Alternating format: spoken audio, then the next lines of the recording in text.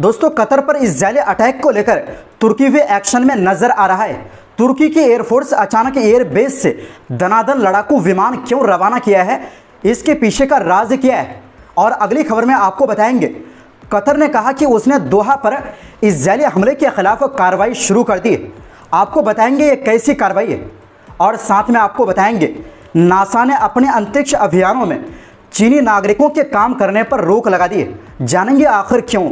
इसी के साथ रूस बेलारूस के युद्ध अभ्यास पर नाटो देश पोलैंड का बड़ा एक्शन।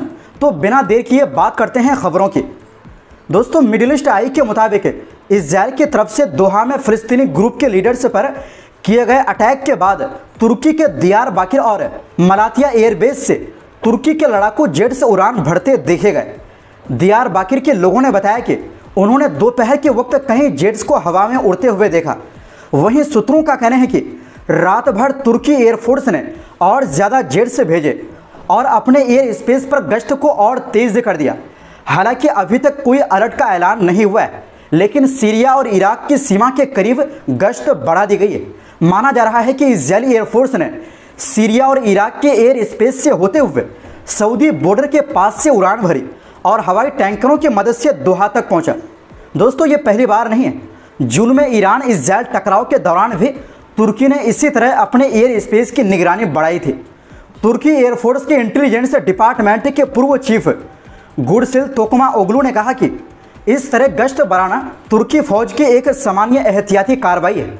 उनके मुताबिक ऐसा लगता है कि तुर्की ने airborne warning and control system planes भी तैनात किए होंगे ताकि पड़ोसी देशों के एयर स्पेस की साफ तस्वीर मिल सके।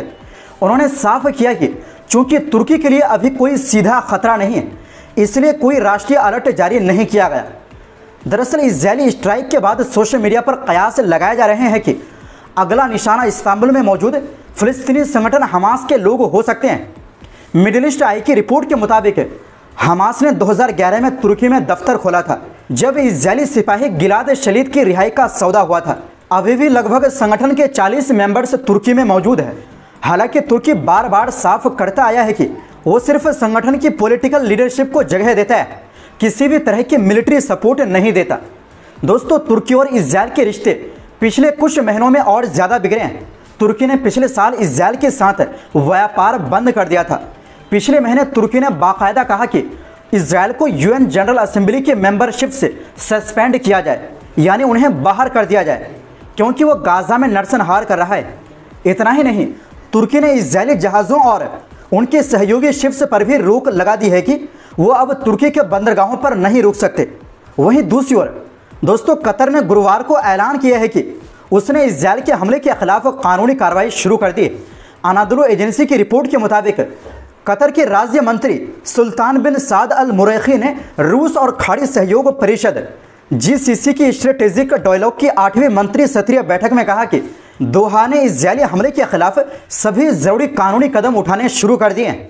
अल मुरैखी ने कहा कि कतर अपने रणनीतिक साझेदारों के साथ मिलकर इंसाफ को बढ़ावा देता रहेगा और अंतर्राष्ट्रीय वैधता की रक्षा करेगा, जो लोगों के आत्मनिर्णय और इज्जत के अधिकार को सुरक्षित रखता है। उन्होंने कहा, हम इजरायल की ऐसी आक्रामक कार्रवाई का शिकार हुए हैं जिसमें बेगुनाह लोगों की जान गई और जो अंतर्राष्ट्रीय नियमों के साफ साफ उल्लंघन है। अल मुरैखी ने चेतावनी दी कि इजरायल का यह रवैया घमंड और गैर जिम्मेदारी को दिखाता है और शांति से विवाद सुलझाने की कोशिशों को कमजोर करता है।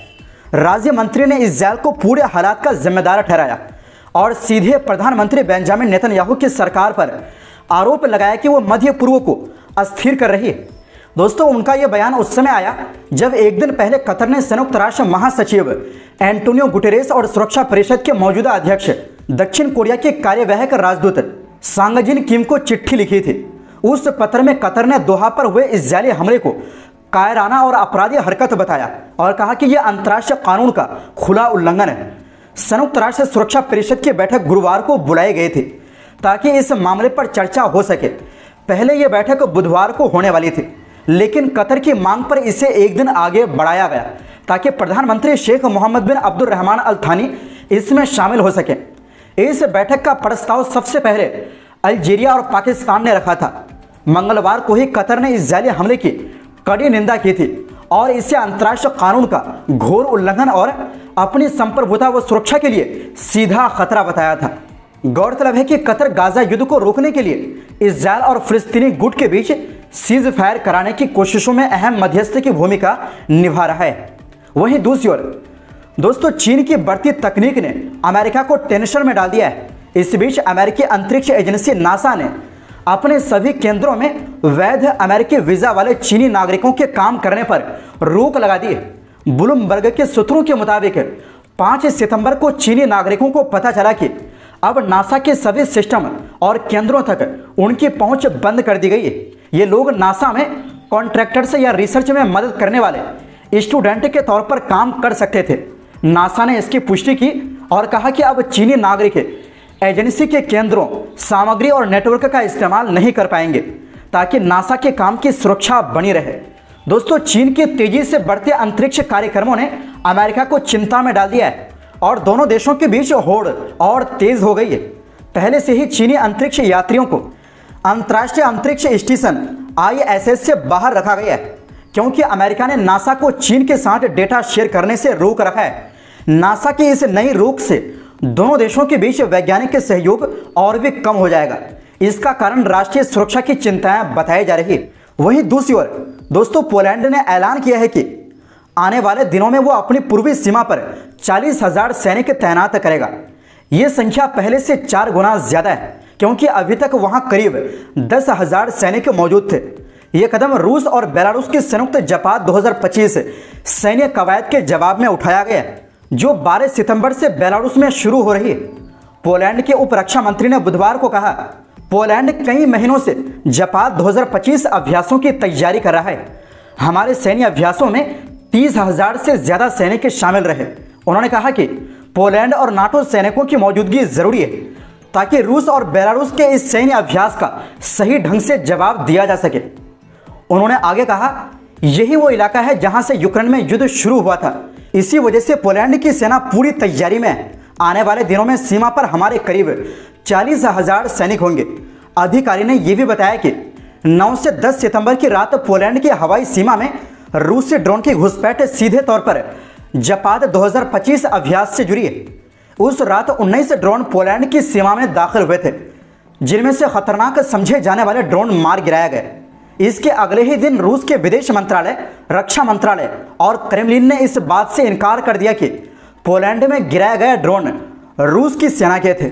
वहीं बेलारूस ने दावा किया कि उसने पोलैंड और लिथुआनिया को पहले ही जानकारी दी थी कि कुछ ड्रोन रास्ता भटक गए थे।